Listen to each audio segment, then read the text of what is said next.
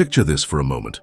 It's a beautiful summer day in 2025, and you're complaining because your air conditioning broke, your cold drinks aren't cold enough, and you're annoyed that you have to walk 3 blocks in 85-degree weather to get to the coffee shop. Now imagine being transported back to a medieval summer where the air conditioning is hoping for a breeze. Your only cold drink is water from a well that might kill you, and walking 3 blocks could literally result in death from heat stroke, dehydration, or any one of a dozen diseases that thrived in the summer heat. Welcome to medieval summer, not the romantic sun-dappled season of harvest festivals and pastoral beauty that movies show you, but a relentless 3-month death gauntlet that killed more people than wars, plagues, and famines combined. A season so brutal that medieval people didn't celebrate summer's arrival. They prayed for survival until autumn. Today we're going to explore why a modern person, even with all our knowledge and physical fitness, would likely die within weeks if suddenly dropped into a medieval summer without modern support systems. We'll discover why summer was called the dying time by people who lived through it, why even the wealthy couldn't escape its lethal effects, and why the phrase, "if we live to see another winter," wasn't poetic expression. It was realistic assessment of summer survival odds. Prepare to understand why medieval people feared summer more than winter, why the season of growth and harvest was simultaneously the season of death and disease, and why our ancestors developed survival strategies that would make a modern survivalist look like a casual camper. Because after this story, you'll never again take for granted the miracle of modern summer comfort. From refrigeration to air conditioning, from clean water to insect control, that keeps us alive during a season that routinely killed our toughest ancestors. Let's start with something that will immediately shatter your romantic notions about medieval summers. The heat wasn't just uncomfortable, it was a killer that turned the human body into a malfunctioning biological machine that couldn't regulate temperature, hydration, or basic metabolic functions without the technological support systems that didn't exist. Medieval people had no concept of air conditioning, refrigeration, or even basic cooling systems beyond hoping for shade and occasional breezes. But more importantly, they had no understanding of heat stroke, dehydration physiology, or the medical interventions necessary to survive extreme temperatures. Summer temperatures in medieval Europe regularly reached levels that would trigger modern heat advisories and emergency cooling center openings. But medieval people had to endure these temperatures while performing hard physical labor, farming, construction, military campaigns, wearing multiple layers of heavy clothing that trapped heat and prevented proper cooling. The clothing itself was a death trap. Medieval people wore wool and linen garments in multiple layers, even during summer, because that's all they had.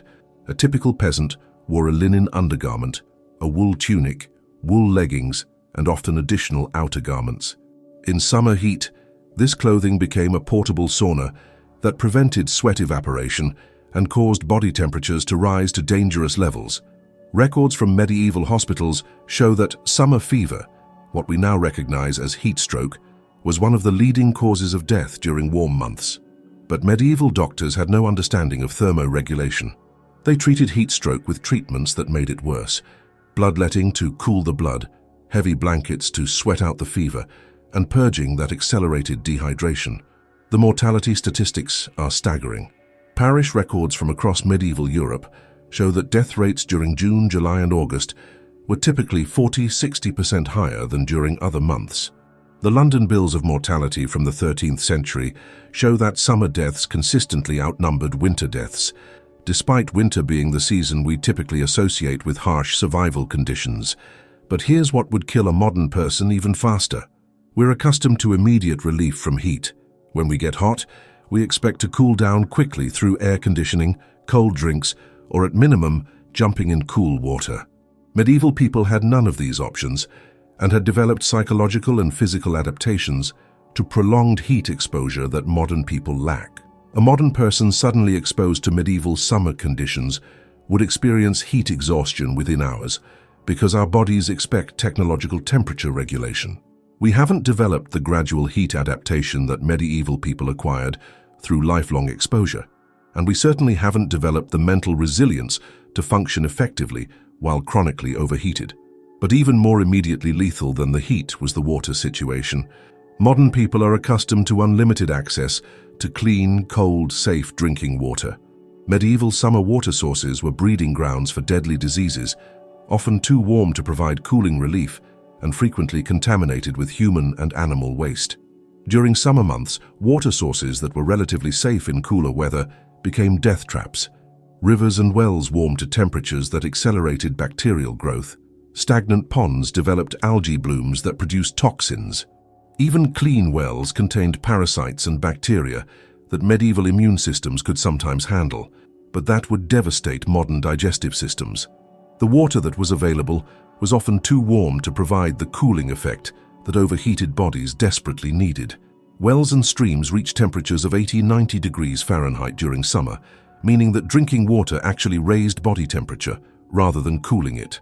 Medieval people had developed some methods for cooling water, storing it in cellars, using clay vessels that cooled through evaporation, or drawing from deep wells. But these methods were labor-intensive, limited in quantity, and often reserved for the wealthy. Common people had to drink whatever water was available, regardless of temperature or safety. Records from medieval monasteries show that monks regularly died from summer flux, severe diarrhea caused by contaminated water that led to fatal dehydration. The Abbey of Saint-Denis lost 40% of its community during the summer of 1304 due to waterborne illness, despite having access to some of the best water sources available. Modern people would be even more vulnerable because we have no resistance to waterborne pathogens that medieval people had partial immunity to through lifelong exposure. Drinking medieval summer water would likely cause severe illness within days, and without modern medical treatment, this illness would often be fatal. The psychological impact would be devastating. Modern people expect water to be refreshing and safe. The constant fear of contamination, combined with the inability to get truly cold drinks, would create a level of psychological stress that would compound the physical challenges of surviving medieval summer. Modern people have no conception of the insect situation that made medieval summers unbearable and often deadly. Without pesticides, window screens, or effective repellents, medieval people lived in constant warfare with insects that carried diseases, caused infections, and made sleep and work nearly impossible. Mosquitoes in medieval Europe carried malaria, which killed more people than any other single cause during summer months. The disease was so common that medieval people accepted ague, fever, and chills as a normal part of summer existence. Records show that in marshy areas, virtually 100% of the population contracted malaria at some point, with mortality rates of 30–50% among those who caught severe cases. But malaria was just one of many insect-borne killers. Fleas carried plague and typhus. Flies spread dysentery and eye infections. Lice transmitted typhus and other bacterial infections. Ticks carried spotted fever and other diseases that medieval medicine couldn't treat. The sheer quantity of insects was overwhelming. Without modern agriculture and pest control, medieval environments supported insect populations that would seem apocalyptic by modern standards. Medieval writers describe clouds of mosquitoes so thick they blocked out sunlight, fly populations so dense that food couldn't be left uncovered for minutes, and flea infestations so severe that people developed anemia from blood loss. Medieval people had limited defenses against insects. They burned smoky fires that provided some relief, but also created breathing problems. They used plant-based repellents that were marginally effective. They covered their skin with heavy clothing that trapped heat, but provided some protection. None of these methods were sufficient to prevent constant insect harassment and disease transmission. Modern people would be completely unprepared for this insect apocalypse. We're accustomed to effective insect control, screens, air conditioning that keeps bugs out, powerful repellents, and immediate medical treatment for insect-borne diseases.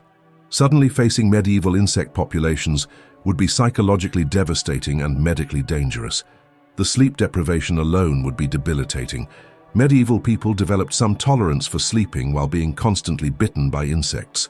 Modern people, accustomed to bug-free bedrooms, would likely suffer severe sleep deprivation that would compromise immune function and decision-making ability at exactly the time when clear thinking was essential for survival.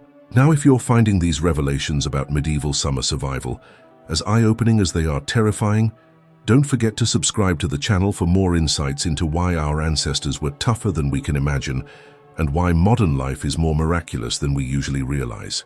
Summer heat created a food safety crisis that killed thousands and would be absolutely devastating to modern people who expect refrigerated food and have no experience with preservation techniques that actually work in hot weather. Without refrigeration, medieval people had to eat fresh food quickly or risk severe food poisoning. Meat spoiled within hours in summer heat. Dairy products turned dangerous even faster. Fish became toxic almost immediately after being caught. Bread developed mold that contained toxins modern people have never been exposed to. Medieval people had developed preservation techniques, salting, smoking, drying, but these methods were labor-intensive, expensive, and often insufficient during the hottest weather. Much of the preserved food was barely edible and contained salt levels that would cause modern people to become violently ill. The food that was available during summer was often partially spoiled, but eaten anyway because the alternative was starvation. Medieval people had developed some tolerance for eating food that was beginning to turn, but modern digestive systems would rebel violently against food that medieval people considered acceptable. Records from medieval hospitals show that summer sickness, severe food poisoning, was the second leading cause of death during warm months after heat-related illnesses. The symptoms were brutal: violent vomiting, bloody diarrhea, fever, and dehydration that killed within days if not treated properly. Medieval treatments for food poisoning were not only ineffective, but often made the condition worse. Doctors prescribed more food to strengthen the patient, alcohol to cleanse the stomach, and bloodletting to balance the humors. These treatments accelerated dehydration and weakened patients when they most needed strength. Modern people would be particularly vulnerable because we have no experience determining which foods are safe to eat without refrigeration. Medieval people could identify early signs of spoilage through smell, color, and texture changes that they'd learned through lifelong experience. Modern people accustomed to sell-by dates and refrigerated storage would likely eat dangerously spoiled food without recognizing the danger. Perhaps the most impossible challenge for modern people would be the work requirements that made medieval summer survival a constant balance between working enough to stay alive and not working so hard that the work itself killed you. Medieval people had to work during the hottest parts of the day because crops needed tending, animals needed care, and food needed harvesting regardless of temperature. There was no option to stay indoors during heat waves or to work only during cooler hours. Agricultural work during medieval summer was back-breaking labor performed in full sun wearing heavy clothing. Harvesting grain required swinging heavy scythes for hours. Tending livestock meant working around large animals in fields without shade. Construction and crafts work continued in workshops that became ovens during summer heat. The caloric requirements were enormous. Medieval workers needed 4,000–6,000 calories per day during summer work periods. But obtaining this much food required even more work: hunting, gathering, food preparation, and preservation. It was a cycle where people had to work intensively to get enough food to sustain the work necessary to survive. Modern people have no experience with this level of sustained physical exertion in extreme heat. Our bodies are adapted to climate-controlled environments and sedentary work. Suddenly requiring intense physical labor in dangerous heat would likely cause collapse within days. The psychological challenge would be equally devastating. Modern people expect work to stop when conditions become dangerous. The concept of continuing to work when heat stroke is a real possibility goes against everything we've learned about workplace safety and personal health management. Medieval people had developed mental resilience for working through dangerous conditions because the alternative was death from starvation.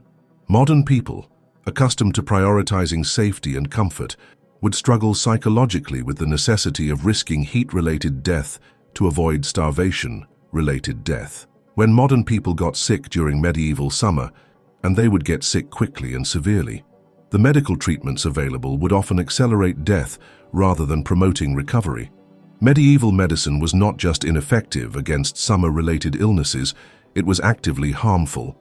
Doctors treated heat stroke with treatments that raised body temperature. They treated dehydration with treatments that caused more fluid loss. They treated infections with procedures that introduced more bacteria.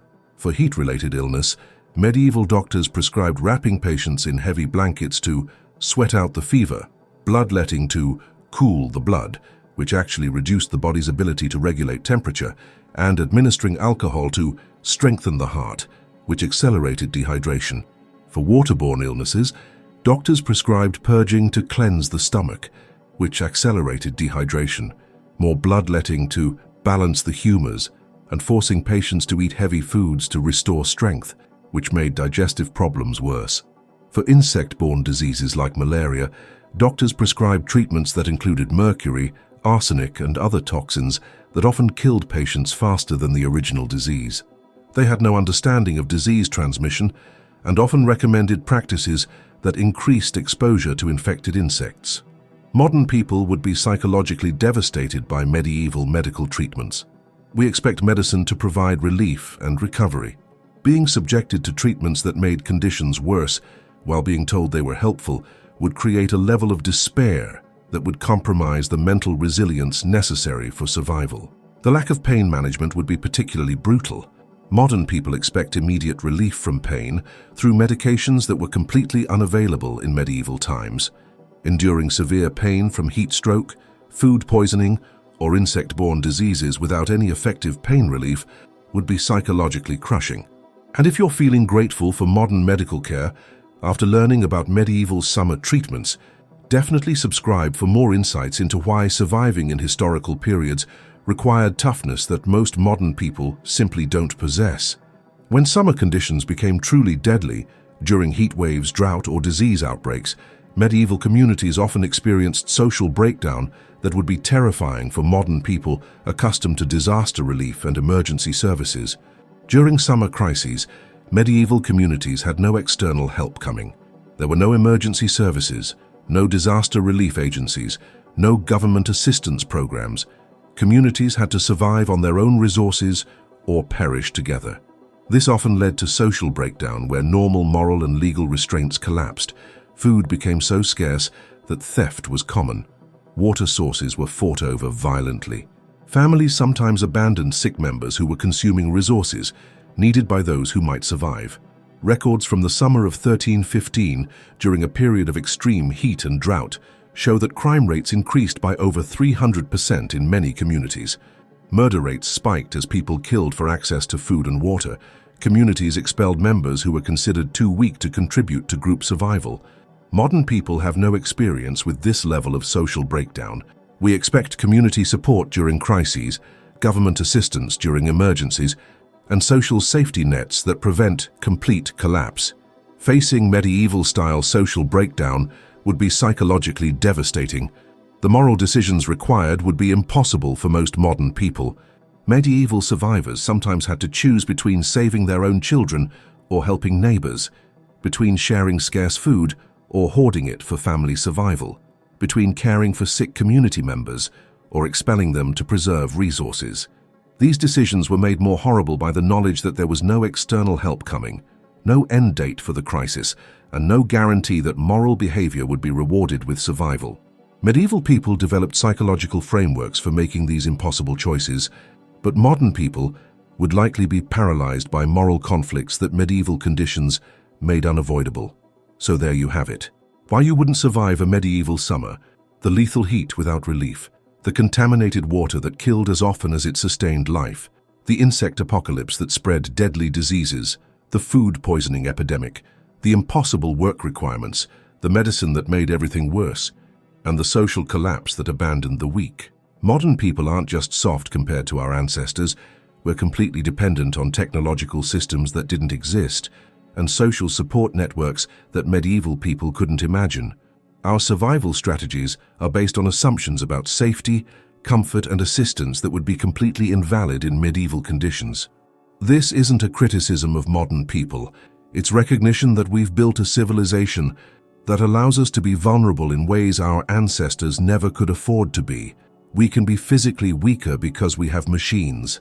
We can be less heat tolerant because we have air conditioning.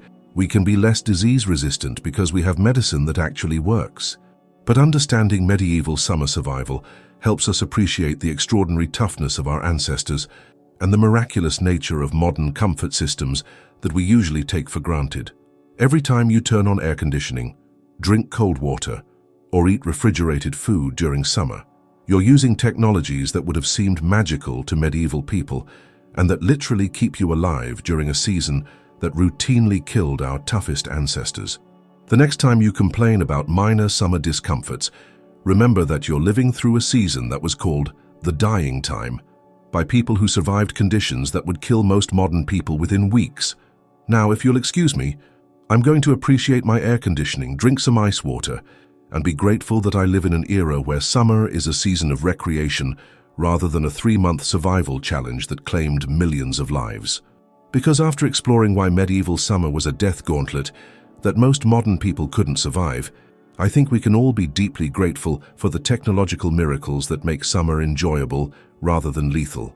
And if you made it to the end of this exploration of medieval summer survival, tell us in the comments what country you're watching from.